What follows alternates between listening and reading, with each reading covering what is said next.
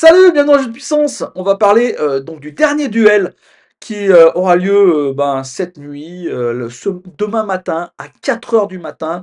Dernier duel entre les Oilers d'Edmonton et les Kings de Los Angeles. On va regarder tout de suite les stats comme on a pris l'habitude, les stats de The Athletics. Très très belle parution internet qui parle beaucoup de hockey, mais pas que, qui parle aussi de foot et de football américain et de baseball et tous les sports américains, mais aussi du football européen. Donc les stats, c'est 71% pour les Oilers et seulement 29% pour les Kings. Alors c'est une grande histoire d'amour entre ces deux équipes. Ça sera la troisième fois de suite qu'elles s'affronteront au premier tour des playoffs. Ça s'est terminé à chaque fois par des victoires d'Edmonton. La première fois, les Kings ont été vraiment une très très belle équipe et ont fait vraiment douter cette équipe des Oilers. Mais les temps ont changé et ce n'est pas vraiment les mêmes équipes qu'il y a 2 ans ou même l'année dernière. Qu'est-ce qui s'est passé? Il s'est passé que, ça s'est pas très bien passé, ni pour l'une ni pour l'autre équipe. Pour les Oilers d'Edmonton, ça s'est pas très bien passé en début de saison. L'entraîneur a été viré et l'autre entraîneur a changé les choses et depuis c'est peut-être une des meilleures équipes de la NHL que nous avons là avec les Edmonton Oilers. Du côté des Kings, ça avait plutôt bien commencé avec une série assez incroyable de victoires à l'extérieur. Ensuite, il y a eu une belle série de défaites, ce qui a coûté la tête, à l'entraîneur et depuis ça stagne. C'est plutôt moyen, mais ce n'est pas, exceptionnel non plus. Pourquoi? Pourquoi? À mon avis, il y a, des problèmes de profondeur. On a des très, très bons joueurs, mais il y a des joueurs qui ont été récupérés, qui ne sont pas à la hauteur. Je pense bien sûr, je vais pointer du doigt un joueur, je pense bien sûr à Pierre-Luc Dubois, qui a été vraiment en dessous des attentes, que la direction des Kings de Los Angeles attendait de lui, du coup.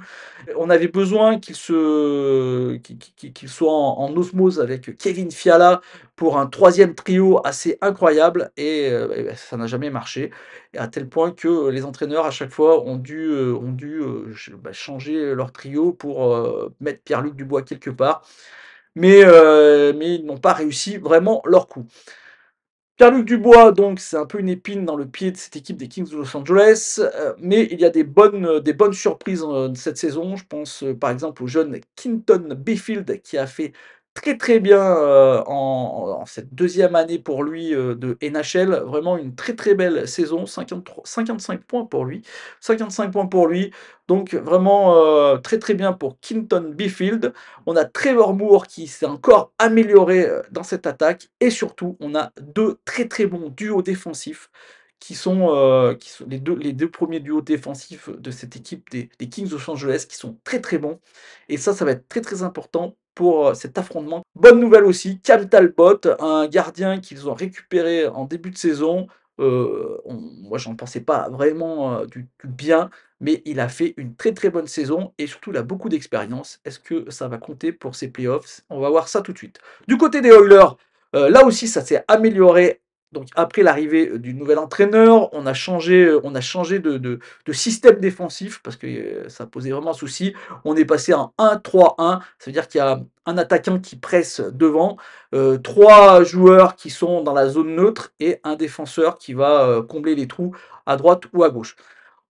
Ça a permis vraiment de changer la donne pour cette équipe et de faciliter le travail de Stuart Skinner qui a, au final, depuis le changement d'entraîneur, est devenu un des meilleurs gardiens, de la ligue.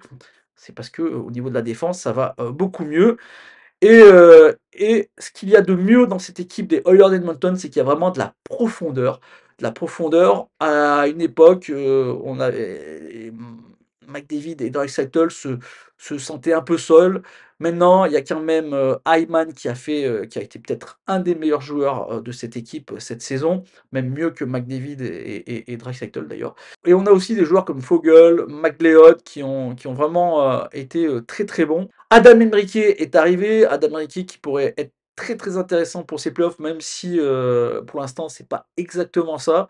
On a récupéré des vieux vétérans comme Corey Perry, moi je suis pas super fan. On a toujours Evander Kane, même si cette saison a été moins intéressante que la saison dernière. Mais ça reste une équipe, avec un peu plus de profondeur offensivement.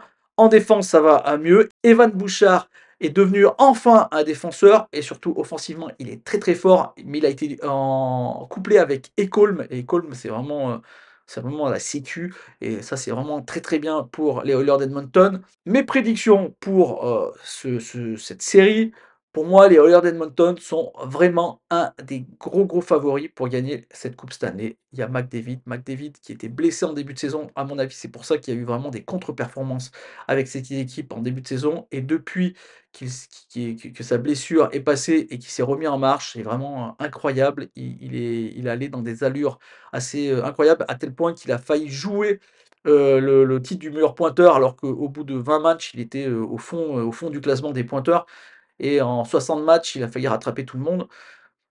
Vraiment, McDavid, ça continue à être le meilleur joueur, de la NHL, depuis 2-3 ans et qu'on a le meilleur joueur de la NHL, à mon avis, on fait toujours partie des favoris pour gagner la coupe Stanley donc à mon avis, c'est des favoris.